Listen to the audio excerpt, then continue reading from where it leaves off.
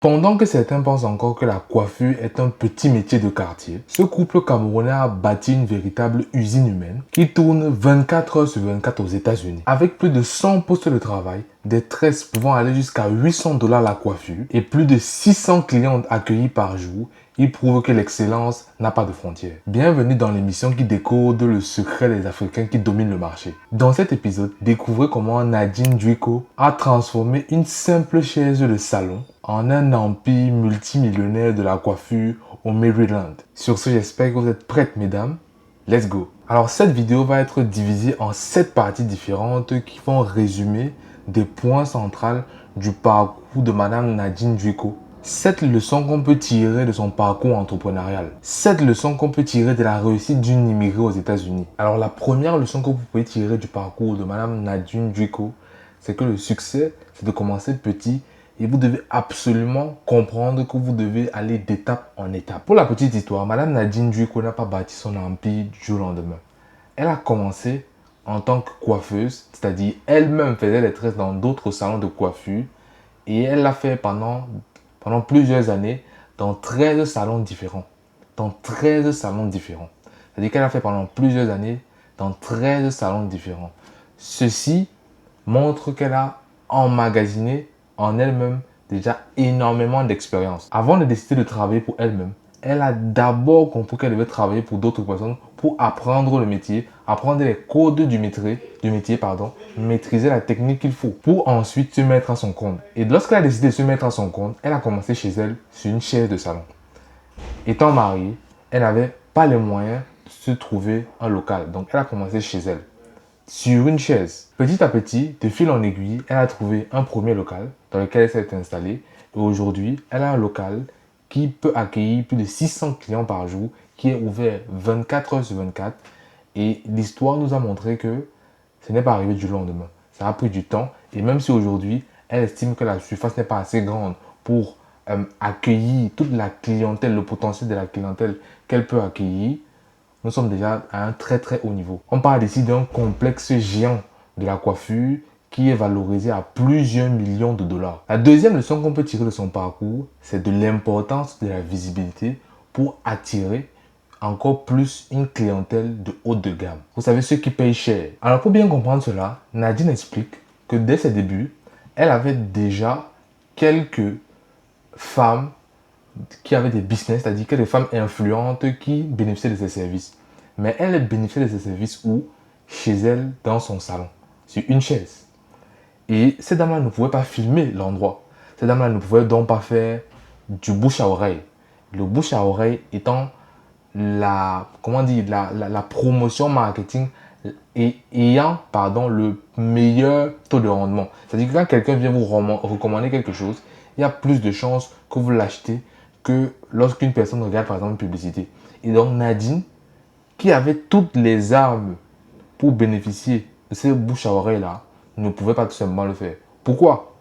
Parce que les femmes, ses premières clientes qui étaient parfois des femmes qui avaient peut-être des business qui tournent déjà, qui travaillaient avec des métiers de haut statut comme par exemple médecin, quand ils arrivaient chez elles, finissaient de se tresser, ils arrivaient au travail, leurs collègues de sexe féminin constataient qu'ils avaient une belle coiffure. Et donc, beaucoup de leurs collègues demandaient « Tu t'es coiffée où, madame ?» Et les dames ne pouvaient pas répondre que « Je me suis coiffée chez elle ».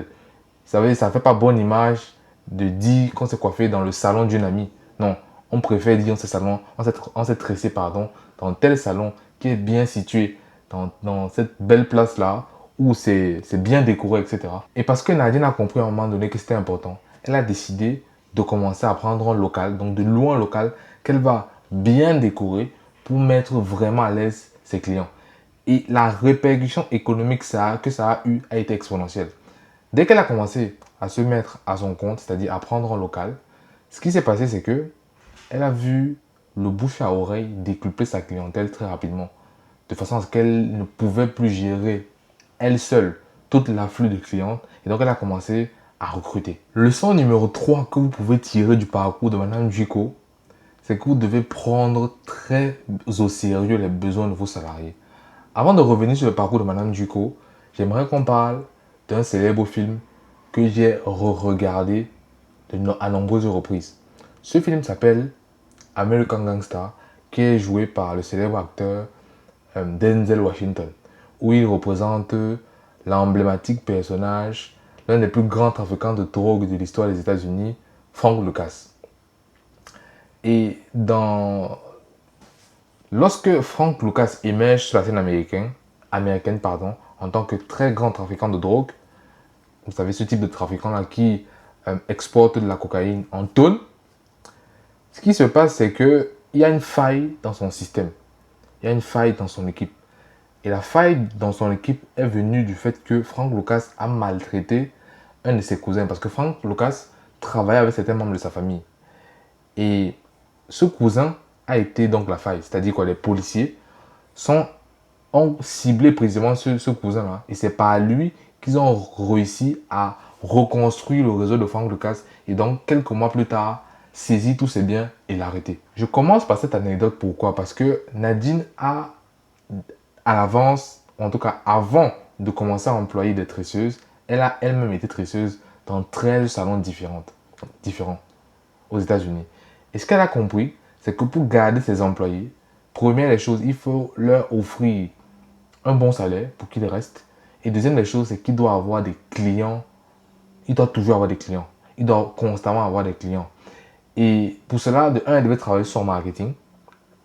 Et deux, elle devait avoir absolument une rémunération attractive qui devait permettre de conserver, consolider les différentes coiffeuses qu'elle avait déjà. Parce que si vous voulez bien comprendre le business de la coiffure, au centre de la coiffure, vous avez les coiffeuses. Et s'il n'y a pas assez de coiffeuses et que vous vous retrouvez un jour où il y a 100, 200 clients, parce que imaginez-vous un salon qui accueille 600 clients par jour. S'il y a 100 clients qui font la queue et qui ne réussissent pas à avoir de coiffure, ça va créer une frustration et qui va bénéficier de ça, c'est un concurrent. Et donc Nadine a bien compris que au lieu de se faire plus de marge et donc rentrer plus d'argent pour elle et sa famille, mieux elle distribue une partie à ses salariés qui vont lui être fidèles parce qu'ils gagnent plus bien leur vie et parce qu'eux aussi peuvent mieux s'entretenir et aussi subvenir aux besoins peut-être de leur famille qui sont restés au pays. Parce que si vous ne le savez pas, Nadine emploie majoritairement des Africaines. Donc ça peut être des Congolaises, ça peut être des Ivoiriennes, mais qui ont immigré aux États-Unis. Ça peut être des Nigériennes, ça peut être des Ghanéennes, ça peut être des Tanzaniennes. Bref, toute la communauté noire qui s'est tressée étant aux États-Unis, étant au Maryland, beaucoup d'entre eux travaillent aujourd'hui pour Nadine. Leçon numéro 4 que nous pouvons tirer du parcours de Nadine, c'est qu'elle a su parfaitement intégrer son mari dans son business sans que cela n'empiète sur la croissance de l'entreprise, sans que cela n'empiète sur la croissance du salon de coiffure. Il faut savoir que ça, c'est très compliqué, très souvent, parce que quand on mélange les émotions avec le business, ça ne donne pas très souvent quelque chose de rentable, ou en tout cas, quelque chose qui était rentable au début, parce qu'on a rajouté ça dessus, ça va devenir quelque chose qui est de moins en moins rentable et qui, à la fin, peut finir par devenir une entreprise qui pose le bilan et qui a plus de dettes que de revenus et qui doit tout simplement fermer ses portes. Mais Nadine, elle a réussi le challenge d'intégrer son mari dans son business. Alors, il y a plusieurs raisons à cela. Mais la raison principale, c'est que, premièrement, il y a la confiance. Et la confiance permet tout. Quand vous avez confiance en quelqu'un, elle et son mari, ils ont des enfants ensemble, ils ont tout un foyer ensemble, ils ont bâti leur vie ensemble. Donc, c'est beaucoup plus facile de faire confiance à son mari. Mais ce n'était pas que son mari. Son mari aussi a des compétences. Et des compétences dans quoi? Dans l'informatique. Il faut savoir que moi, je salue beaucoup son mari. Pourquoi? Parce que, vous savez, je pense que quand vous avez une femme qui est beaucoup plus successful que vous dans la vie de tous les jours, qui est beaucoup plus connue, vous devez beaucoup vous retenir. Donc, moi, quand je l'ai écouté, pendant près d'une heure, j'ai senti un homme qui était très apaisé, j'ai senti un homme qui était très courageux, parce que ça demande beaucoup de courage. Parce que beaucoup à la place auraient eu beaucoup de frustration et seraient même séparés de la fille parce qu'ils auraient commencé à considérer qu'elle se prend la tête, alors que c'est juste qu'elle gagne beaucoup plus. Et que naturellement, elle va peut-être prendre beaucoup plus de responsabilités, qu'elle va payer beaucoup plus de choses, et que vous allez voir plutôt le mal dans ça, au lieu de voir le bien et d'essayer de vous associer à ce bien pour que ça donne quelque chose de beaucoup plus bien. Donc, moi, j'ai vraiment apprécié ce monsieur parce au-delà de tout ça, il a apporté l'aspect technologique. Avec lui, avec la sécurisation technologique qu'il a apporté, il y a moins de vols, de un. De deux, c'est que l'entreprise peut garder tous ses clients, toute sa base de clientèle, sans qu'une coiffeuse ne passe par des méthodes douces pour, lorsqu'elle finit par, pardon, de tresser une cliente, de partir avec elle et de commencer à la coiffer chez elle, mais à des prix réduits. Mais elle a réussi aussi à, comment dire, à gérer, à apporter une gestion beaucoup plus saine holistique du salon. C'est-à-dire que avant, le salon était dirigé par une seule personne. Et quand vous êtes une seule personne, on peut facilement vous duper, on peut facilement vous voler, vous devez être à plusieurs endroits au même moment. Maintenant, quand vous êtes à deux, la gestion est beaucoup plus allégée. Moi, je peux voir des choses que tu ne vois pas. Moi, j'ai mon expérience en informatique, toi, tu as ton expérience dans la technique. C'est-à-dire que tu sais gérer les tresseuses. Moi, je sais gérer tout l'aspect global, tout l'aspect informatique, tout l'aspect de la paperasse, tout ce qui est lié au juridique.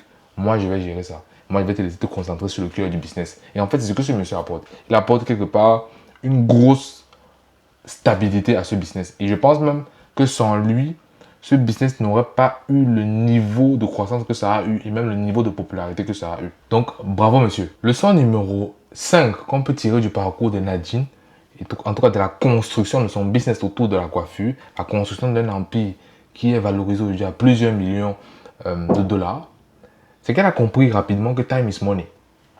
Time is money, ça veut dire quoi? Ça veut dire que le temps, c'est de l'argent. Et pour les Américains, le temps, c'est vraiment de l'argent. Et ce qu'elle a mis en place, c'est qu'à chaque poste, quand vous regardez la structure de son entreprise, pour chaque personne qui vient se coiffer, vous avez 2 coiffeuses qui sont mises sur cette personne. Ça fait que ça va 2 fois plus vite. Je ne sais pas si vous vous rendez compte. C'est-à-dire que une personne qui va aller dans un salon de coiffure lambda va prendre 30 minutes. Chez Nadine, cette personne va prendre 15 minutes. Est-ce que vous vous imaginez le gain de temps que ça peut prendre? Et là, je prends 30 minutes, mais ça, c'est pour les coiffures qui sont extrêmement faciles. Très souvent, les coiffures des femmes prennent des heures. Les femmes prennent des heures pour se faire belle. Et donc, imaginez comme ça, qu'une personne vous fait économiser des heures. Est-ce qu'après ça, vous ne sentez pas que vous avez fait une bonne affaire? Est-ce qu'après ça, vous n'avez pas décidé de revenir? Non, c'est naturel. Tout le monde aime un service qui va lui permettre de gagner du temps. Pourquoi? Parce que dans la vie, surtout dans les milieux capitalistes comme aux États-Unis, ils ont bien compris que le temps est plus important que l'argent. Donc là-bas, c'est plus important pour une femme de gagner 1 heure de temps que de payer 50 dollars en plus. C'est beaucoup plus important parce que pour elle, elle sait que si elle s'y prend bien, elle peut faire plus de ces 50 dollars en 1 heure. Leçon numéro 6 que nous pouvons tirer du parcours de Nadine, de son salon de coiffure, c'est qu'à un moment donné, quand vous atteignez un certain niveau de croissance, un certain niveau d'expansion, vous devez commencer à standardiser et à professionnaliser votre business, votre entreprise. Et dans un salon de coiffure, ça passe par quoi? La première des choses qu'elle a mise en place, c'est qu'elle a décidé d'arrêter de laisser les coiffeuses s'habiller comme elles voulaient et elle a imposé une tenue de travail. Ça fait déjà beaucoup plus professionnel. Je ne sais pas si vous vous rendez souvent dans certains types d'entreprises, vous allez voir qu'il y a un certain dress code. Quand vous êtes dans certaines usines, vous allez souvent voir les ingénieurs de l'usine qui ont certains vêtements, certains accoutrements qui est identique à tout le monde. Ça permet de remarquer, ça permet d'avoir un certain niveau de professionnalisme, ça permet de transmettre de la confiance. Et donc, Nadine a décidé de copier cela pour l'adapter à son business, pour que chaque cliente qui vient dans ce salon de coiffure comprenne qu'elle est dans un endroit qui est sérieux. Elle est dans un endroit... Et ça fait aussi que quoi? Ça fait que les clientes ne jugent pas les coiffeuses par leur apparence. Parce que vous allez peut-être voir des personnes qui prennent mieux soin de leur physique que d'autres. Ce qui va faire que certaines clientes peuvent refuser certaines coiffeuses alors qu'ils ne connaissent même pas déjà leurs compétences. C'est-à-dire qu'on ne t'a même pas déjà tressé que tu dis, ok, telle personne, je ne veux pas que cette personne me touche parce que cette personne apporte une chaussure voilà, qui est un peu usée. Ça peut arriver parce que la discrimination peut venir de tellement de détails, vous ne vous imaginez pas. Eh bien, leçon numéro 7 qu'on peut tirer du parcours de Nadine, c'est qu'elle a bien compris que pour aller beaucoup plus vite, pour attirer beaucoup plus de clients, pour rentrer beaucoup plus d'argent, il fallait diviser le travail. Les coiffeuses doivent se concentrer spécifiquement sur la coiffure. D'autres personnes doivent s'occuper du lavage des cheveux, du traitement des cheveux dès lors que la cliente arrive. Et donc, Nadine a par exemple divisé un espace spécifiquement pour ça, pour cela. D'autres personnes doivent spécifiquement s'occuper des mèches. Premièrement, de récupérer les mèches. Deuxièmement, de classer les mèches.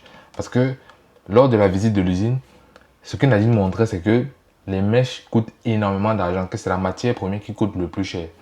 Et que, auparavant, C'est-à-dire qu'avant même, je pense certainement que son mari n'arrive, je pense que son mari qui a fait le constat de cela et qui a permis d'économiser des milliers d'euros grâce à cela, c'est qu'il a constaté très vite qu'il y a beaucoup de mèches qui se perdaient alors qu'on pouvait les récupérer et les utiliser sur d'autres clientes.